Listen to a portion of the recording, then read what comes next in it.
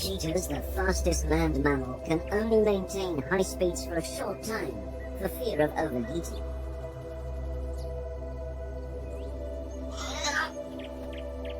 Its technique includes tripping the fleeing gazelle with a strong dew claw, and then, like the lion, suffocating it.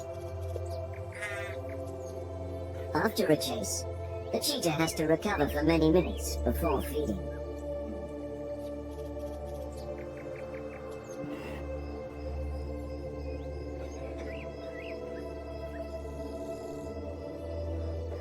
Inexperienced and uncoordinated young lions stand little chance of penetrating that wall of muscle to target the young.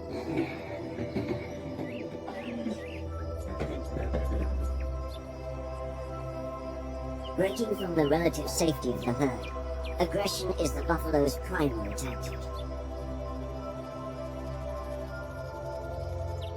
But given the tiniest opportunity, the lioness seeks a spinal bite hold. Normal lion hunts are primarily female assignments, with the male taking over after the event. But in some instances, the males pull their considerable weight. Lions will suffocate their prey, more a safety measure than a courtesy.